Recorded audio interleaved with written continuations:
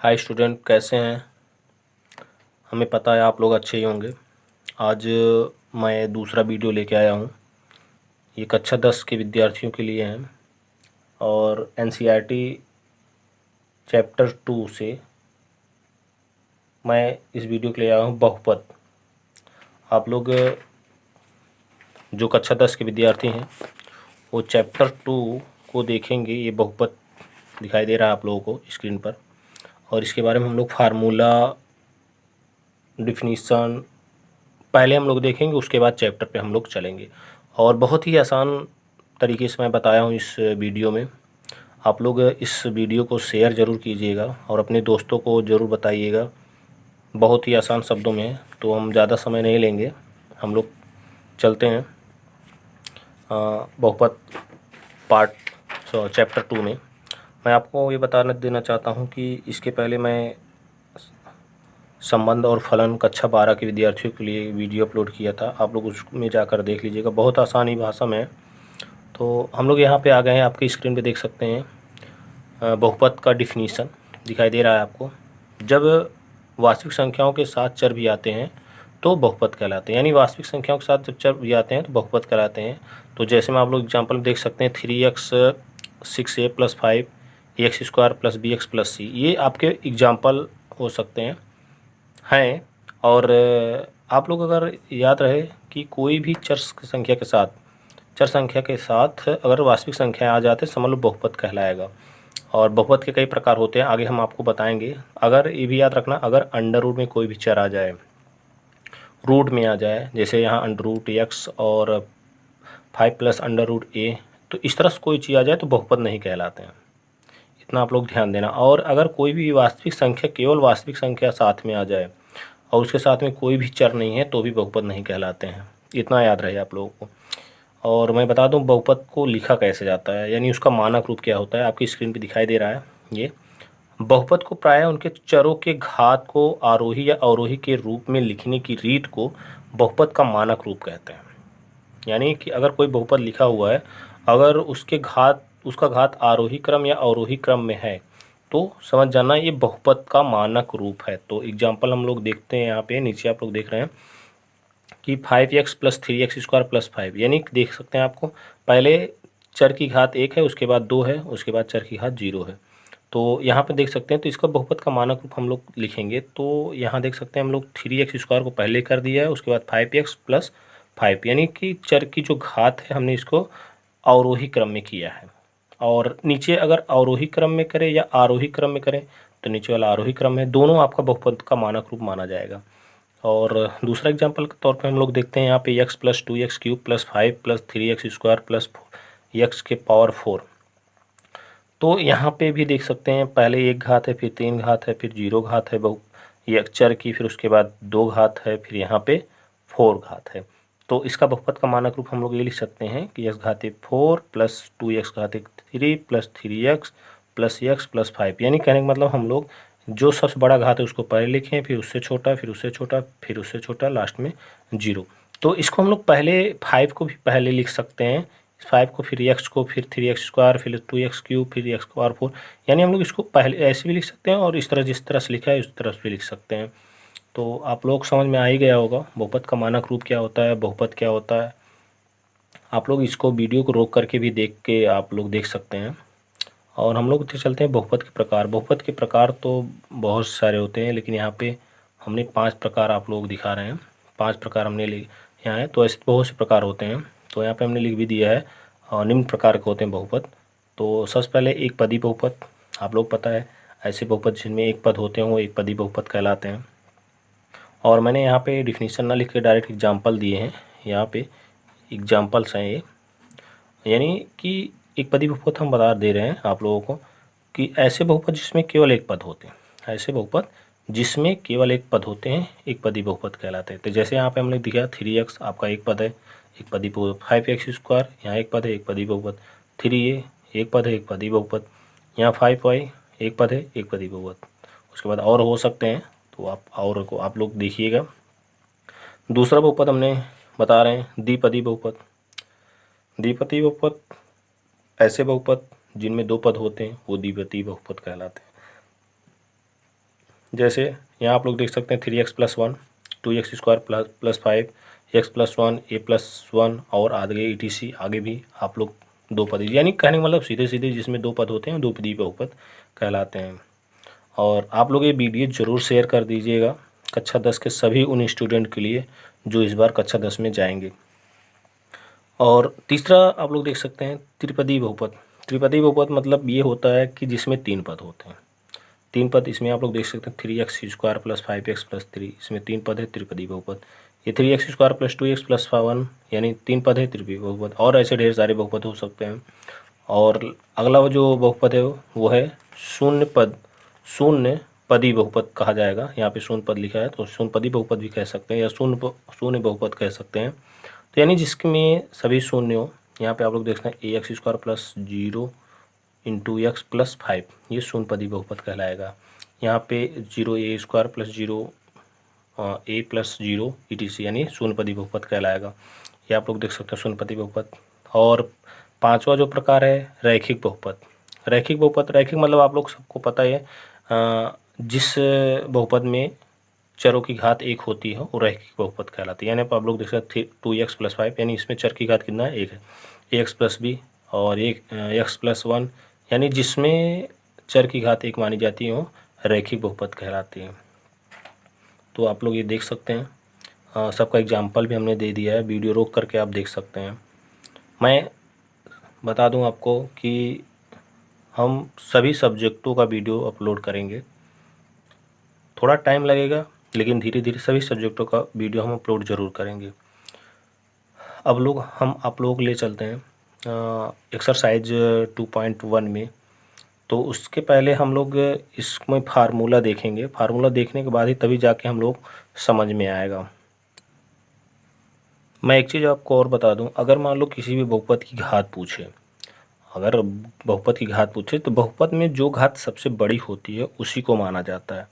जैसे मान लो इसमें सबसे बड़ी घात 2 है तो इसकी बहुपद की घात 2 होगी, इसकी सबसे बड़ी घात 2 है तो इसकी बहुपद की घात 2 होगी। यानी बहुपद की घात अगर पूछ ले एग्ज़ाम में, एक नंबर में ज़रूर पूछता है, तो जो सबसे बड़ी घात होती है उसी को बहुपद की घात कहा जाता है। तो हम लोग ये चलते हैं एक्सरसाइज 2.1 में। तो उसके पहले हम लोग थोड़ा सा ज्यामिति के बारे में देखेंगे, क्योंकि एक्सरसाइज 2.1 में आपका ज्यामिति से रिलेशन पूछा गया है। तो ये फार्मूला आप लोग देख रहे हैं स्क्रीन पर, थोड़ा से देखेंगे, 2-3 फार्मूले हैं, उसके बाद हम लोग इसको समझ लेंगे तो हमको 2.1 समझने में बहुत आसान है, हम लोग बहुत जल्दी से उसको देख सकते हैं।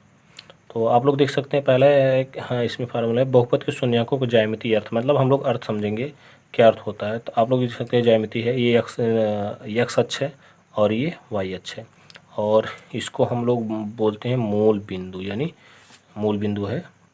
और यहाँ पे हम लोग देख सकते हैं अगर मान लो कोई भी ज्यामिति रेखा यदि ग्राफ में, कोई भी ज्यामिति रेखा यदि ग्राफ में यक्स अक्ष को भिन्न भिन्न बिंदुओं पर काटती है।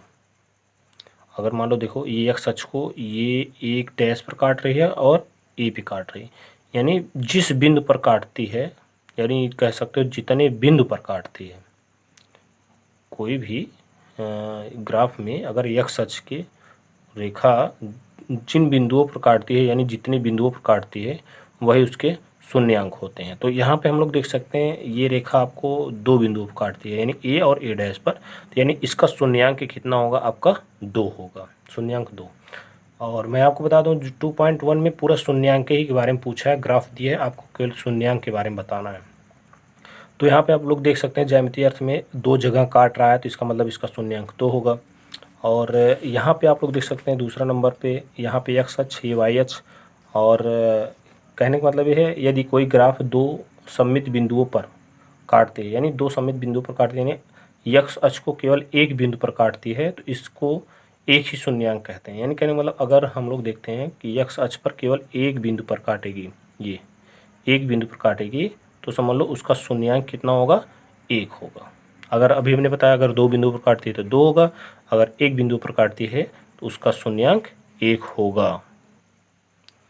हम लोग तीसरे में देखेंगे, आप लोग देख रहे हैं ये एक्स अक्ष है और ये वाई अक्ष है।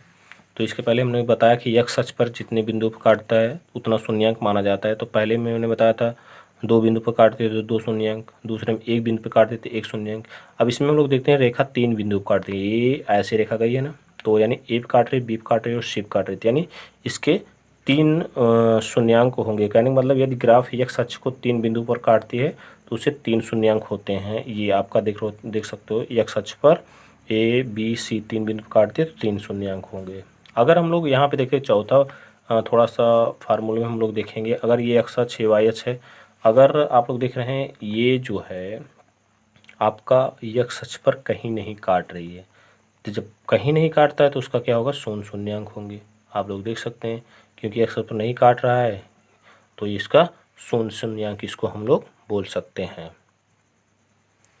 आपकी स्क्रीन पर अब देख सकते हैं हम लोग बहुपद के 2.1 में आ गए हैं और इसमें जो पहला क्वेश्चन है वो कह रहा है किसी बहुपद px के लिए y बराबर px का ग्राफ नीचे आकृति 2.10 में दिया है। प्रत्येक स्थिति में px के शून्यांक की संख्या ज्ञात करना है। हमने आपको बताया ना कि पहला चैप्टर में जो है आपके पूरे सवाल जितने आपकी स्क्रीन पे दिखाई दे रहे इतने ही सवाल हैं 2.1 में, और सब में बस आपको ये पूछ रहा है शून्यांकों की संख्या कितनी होगी, बस और कुछ नहीं। तो हमने आपको पहले से बता दिया है कि शून्यांक कैसे गिनेंगे। अगर x अक्ष पर काट रहा है तो जितने बिंदु काट रहा है उतने शून्यांक होते हैं, बस आप लोग और कुछ नहीं। तो हम लोग सवाल को हल करते हैं, आपको बताना पड़ेगा। आप लोग देख रहे हैं ये पहला सवाल है। तो हमने किस पे बताया था, y अक्ष पर काटे या ना काटे उससे कोई मतलब नहीं है, x अक्ष की बात कर रहे हैं। तो यहाँ पे हम लोग देखते हैं ये जो रेखा जा रही है तो x अक्ष के समांतर है, x अक्ष पे कहीं नहीं काट रही। जब कहीं नहीं काट रही तो हमने बताया कि जब x अक्ष पे एक स्थान पर काटते 1 शून्यांक, दो स्थान पर काटे 2 शून्यांक।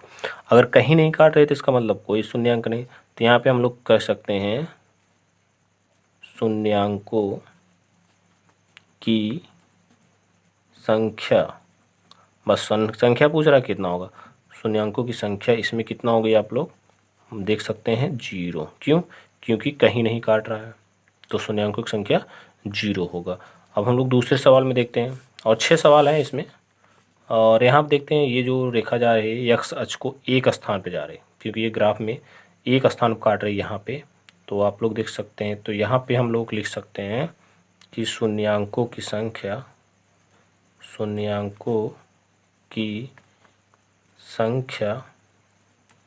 कितना होगा, 1 होगा। तो हमने पहले से बता दिया था कि आप लोग बहुत ईजी है ये सब, कि x अक्ष पे जिस बिंदु पर काटेगी, यहाँ पे हम लोग बिंदु मान सकते हैं, मान लो यहाँ पे a बिंदु एक स्थान पे काट रही है x अक्ष को, तो उसमें शून्यांकों की संख्या कितना होगा, 1 होगा।